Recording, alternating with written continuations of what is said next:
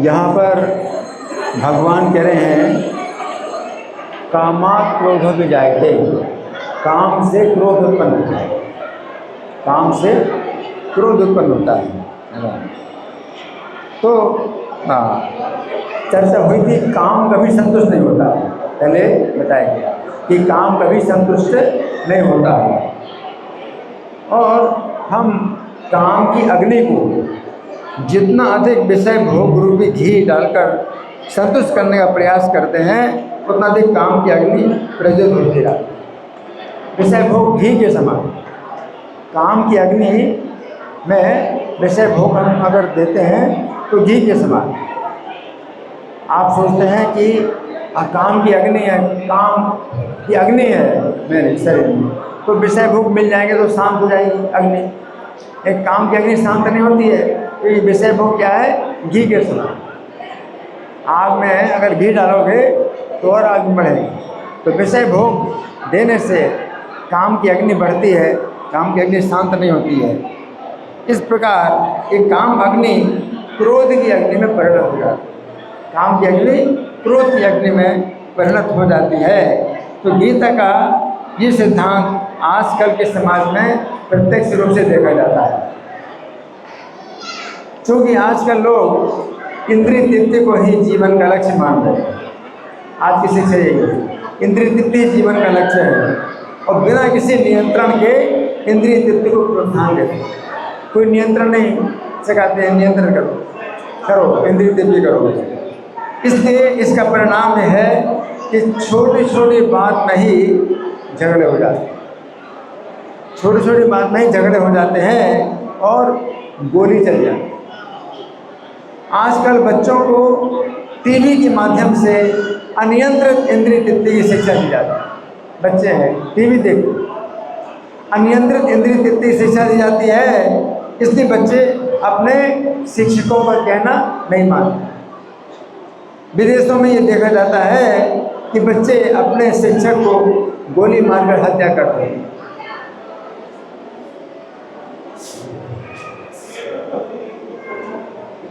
तो अभी तक हमने चर्चा की अनियंत्रित काम से क्रोध उत्पन्न होता है, अनियंत्रित काम से क्रोध उत्पन्न होता है और वो क्रोध भी अनियंत्रित होता है, क्रोध भी अनियंत्रित होता है। परंतु जो लोग काम को नियंत्रित करते हैं, जो लोग काम को नियंत्रित करते हैं वे क्रोध को भी नियंत्रित कर लेते हैं। हमारे जीवन में क्रोध की आवश्यकता है, हमारे जीवन में क्रोध की भी आवश्यकता है। जिस प्रकार आवश्यकता से अधिक क्रोध विनाशकारी है, उसी प्रकार आवश्यकता से कम क्रोध भी विनाशकारी, क्रोध की भी आवश्यकता है। आवश्यकता से ज़्यादा विनाशकारी है, आवश्यकता से कम भी विनाशकारी है। गीता में भगवान ने जो उपदेश दिया है अर्जुन को क्रोध दिलाने के लिए,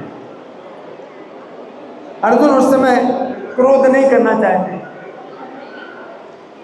जिस समय क्रोध की आवश्यकता है। दैनिक जीवन में देखा जाता है यदि माता पिता बच्चे पर क्रोध नहीं करते हैं तो बच्चे बिगड़ जाते हैं। इससे निष्कर्ष निकलता है कि क्रोध उतना ही किया जाए जिससे गलती करने वाले की आंखें खुल जाएं कि उसने क्या गलती की। जिस समय श्री कृष्ण अपने घर में उत्पात मचा रहे थे उस समय माता यशोदा ने श्री कृष्ण को मारा। इस लीला से भी श्री कृष्ण ने माता के लिए इस धर्म की स्थापना की कि माता बालक के ऊपर कितना और किस प्रकार क्रोध किया जाए। मारा पीटा नहीं ना, बच्चे को बांधा। चूंकि स्त्री के उस समय 3 वर्ष 4 महीने के थे, कितना 3 वर्ष 4 महीने के थे। इस अवस्था में बालक के ऊपर प्रहार करने से बालक अपनी गलती नहीं समझ सकता, परंतु यदि बालक को रस्सी से बांधा जाता है तो वो अपनी गलती पर विचार करता है और आगे से ऐसी गलती ना हो इस बात पर भी विचार करता है। इसलिए माता यशोदा ने श्री कृष्ण को बांधा है। इस घटना से हमें ये शिक्षा मिलती है कि क्रोध की आवश्यकता पड़ने पर हमें विचार करना चाहिए कि किस व्यक्ति पर किस स्थिति में कितना क्रोध करना चाहिए। एक प्रसिद्ध घटना है, एक माता अपने बच्चे पर कभी क्रोध नहीं करती। एक माता अपने बच्चे पर कभी क्रोध नहीं करती थी। वो बच्चा अपने बचपन में छोटी छोटी चीज़ें चुराते चुराते बड़ा होकर एक बड़ा चोर बन गया। क्यों? माता ने कभी क्रोध नहीं किया। बाद में जब वो पकड़ा गया तो उसे फांसी की सजा हुई। उस समय न्यायाधीश ने जब उसे अंतिम समय में अपनी माता से मिलने की अनुमति दी तो उसने अपने दांतों से अपनी माता की नाक काट ली। उसने अपनी माता की नाक काट ली और ये कहा कि इस माता ने यदि बचपन में मेरी चोरी की आदत छुड़ाने के लिए क्रोध किया होता तो आज मुझे फांसी की सजा न मिलती। श्री कृष्ण भी गीता में कहते हैं कि वे इस पृथ्वी पर दुष्टों का विनाश करने के लिए आते हैं, दुष्टों का विनाश करने के लिए आते हैं। विनाशाय च दुष्कृताम,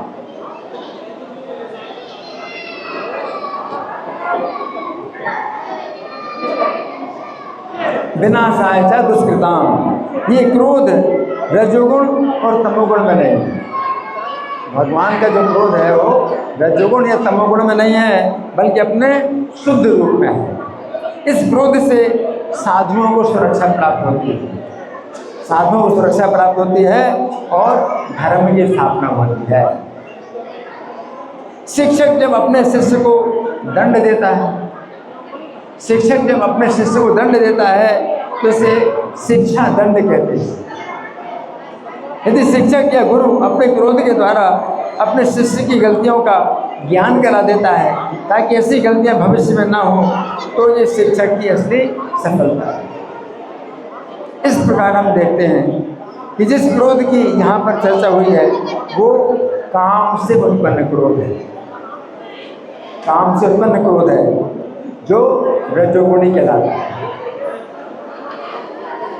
ये क्रोध नरकवाद है, परंतु जो क्रोध अपने कर्तव्य की भावना से उत्पन्न होता है वो अत्यंत गुणकारी है।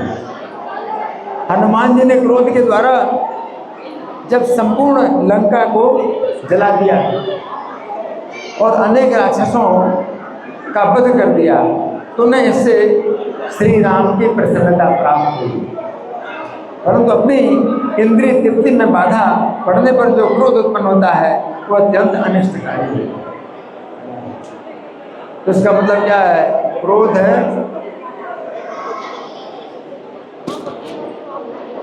क्रोध है सत्वगुण में उत्पन्न होता है और रजोगुण में उत्पन्न होता है और तमोगुण में उत्पन्न होता है। सत्वगुण में उत्पन्न होता है तो वो कर्तव्य की भावना से कि मुझे कर्तव्य है, मेरा कर्तव्य है क्रोध करूँगा। बिना क्रोध किए आप नहीं समझे कि आपने क्या गलती की, तो इतना क्रोध करते हैं कि आपको समझ में आए कि आपने क्या गलती की, तो वो कर्तव्य है।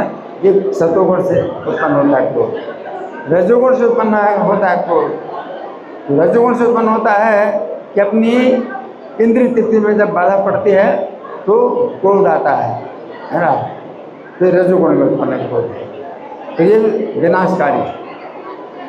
और तमोगुण में उत्पन्न क्रोध है ये और ज़्यादा विनाशकारी है, बिना किसी कारण के ही वो विनाश करता है। रजोगुण में इंद्रिय तृप्ति में बाधा पड़ने पर वो विनाश करता है और तमोगुण में बिना किसी कारण के ही विनाश करता है। इस प्रकार से तीन गुणों में क्रोध होता है ना। लेकिन क्रोध ऐसा नहीं है कि क्रोध ना करना चाहिए। अगर कहते हैं भाई क्रोध कभी करना ही नहीं चाहिए, कोई कहता है नहीं ये महात्मा जी जो है बड़े शांत हैं, कभी क्रोध नहीं करते हैं, तो ये ठीक नहीं है। साधु का जो है क्रोध होता है अज्ञान को काटने के लिए। प्रभुपाद जो है कठोर शब्दों का प्रयोग करते थे। किसी ने कहा आप साधु होकर के ऐसे कठोर शब्दों का प्रयोग करते हैं, तो प्रभुपाद ने साधु का कार्य है कि वो अज्ञान को काटे और अज्ञान को काटने के लिए पहले शब्दों का प्रयोग करना पड़ता है। तो प्रभुपाद जो है बड़े कठोर शब्दों का प्रयोग किया करते थे, है ना। तो ये नहीं कि साधु जो है हमेशा खुश रहेगा, तुम जो कुछ चाहो करो, हाँ ठीक है, मर्जी जो करो, मैं क्रोध नहीं करूँ। ये साधु नहीं। साधु का मतलब है कि आपको शिक्षा दे, और अगर आप गलती करते हैं तो शिक्षा दंड भी दे। शिक्षक का मतलब ये है कि शिक्षा दंड दे, है ना जी। जैसा प्रभु जी बता रहे हैं कि जहाँ पे जगह पे वहाँ क्रोध करना भी है।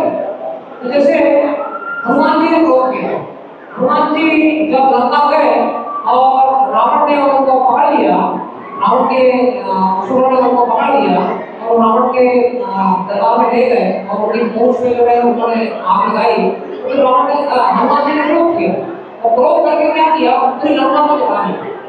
तो वो किस लिए किया? भगवान की प्रसन्नता के लिए, क्योंकि भगवान के मिशन में भेजा था उन्होंने कि वहां जाके पता करो, और जैसे भी हुआ। तो शुरू में तो उन्होंने यही सोचा कि मैं करूँ या नहीं करूँ, फिर उन्होंने ये एनालिसिस करी कि नहीं, ये भगवान की प्रसन्नता के लिए कर रहा हूँ, तो उन्होंने किया। दूसरा उदाहरण प्रभु जी ने दिया कि अर्जुन जो है शुरू में युद्ध करना नहीं चाहते थे, लेकिन भगवान ने उपदेश दे के उनको क्रोध दिलवाया। जब क्रोध दिलवाया तो अर्जुन ने फिर बोला हाँ मैं तो लड़ाई करूंगा, और उनको सही क्या है वो गलत क्या पता चला, और फिर उन्होंने क्रोध करके पूरा युद्ध किया और जीते। तो ये नहीं है कि डर के और हमें दूर हो जाना है, हमको हमेशा ठंडे स्वभाव के रहना है। आपको जोड़ा करना पे क्रोध करना। अब जैसे प्रोजेक्ट बताया कि मैंने दिल बोला एक माँ का क्रोध होता है बच्चे के ऊपर, पढ़ाई नहीं करेगा, नंबर कम लाएगा तो करना ही पड़ेगा। मुझे याद है मेरा बेटा 7वीं क्लास में था और उसके नंबर बहुत कम आए, तो मैंने उसकी पिटाई करी थी, उसको मैंने डांटा था। तो अब वो फिर पढ़ के बड़ा होकर अच्छी पढ़ाई करी और विदेश में काम करता है अपना, तो वो हुआ ऐसा। तो अब जैसे पति के ऊपर क्रोध करती है, अब वो दूसरे कारण होते हैं, अलग अलग कारण होते हैं, पर ठीक है उसका भी प्रेम भाव होता है, उस लेवल के बाद में जो है कुछ और डायमेंशन बदलता है, लेकिन ये तो सही। हरे Krishna. If you have any other questions, we'll be happy to take. तो यहाँ पर यही समझना है कि अगर हम क्रोध नहीं करते अपने दैनिक जीवन में तो अपराधों को भी बढ़ावा मिलता है। समाज में कई प्रकार के आतंक होते हैं। तो हनुमान जी ने जैसे लंका जलाई तो रावण को समझ में आया कि मैंने सीता का अपहरण किया, है ना, इसका क्या परिणाम हुआ। तो कभी इस प्रकार से क्रोध जो है करना बहुत ज़रूरी है ना, कि उसको जो है उसकी आंखें खुले। तो आंखें खोलने के लिए क्रोध करते हैं। तो प्रभुपाद भी क्रोध करते थे, अपने शिष्यों के ऊपर क्रोध करते थे। तो उनके शिष्यों में किसी प्रकार का ज्ञान होता था तो प्रभुपाद क्रोध करके और उनके अज्ञान को काटते थे, है ना। लेकिन साथ साथ ये है उनका क्रोध बड़ा नियंत्रित हो जाता है। जैसे क्रोध किया उन्होंने तो बड़े गुस्से में आ गए प्रभुपाद, लेकिन एक ही सेकंड में बिल्कुल शांत हो जाते, बिल्कुल नॉर्मल हो जाते, कुछ नहीं, है ना। तो इतना नियंत्रण है क्रोध में। लेकिन जो रजोगुण में क्रोध होता है या तमोगुण में क्रोध होता है उसका नियंत्रण नहीं होता, उसका नियंत्रण नहीं होता। जैसे कि बम गिराए तो बस वो फटेगा तो कितने लोग मारे जाएंगे, कुछ कोई नियंत्रण नहीं है। सतोगुण में क्या है, बहुत नियंत्रित है। जैसे चैतन्य महाप्रभु, तो नित्यानंद प्रभु ने उनका दंड तोड़ दिया, नित्यानंद प्रभु ने उनका दंड तोड़ दिया। तो चैतन्य महाप्रभु बोले कि देखो मैं सन्यासी था, मेरा दंड भी तोड़ दिया, एकमात्र मेरी संपत्ति वो दंड था, सन्यास दंड था, तो तोड़ दिया।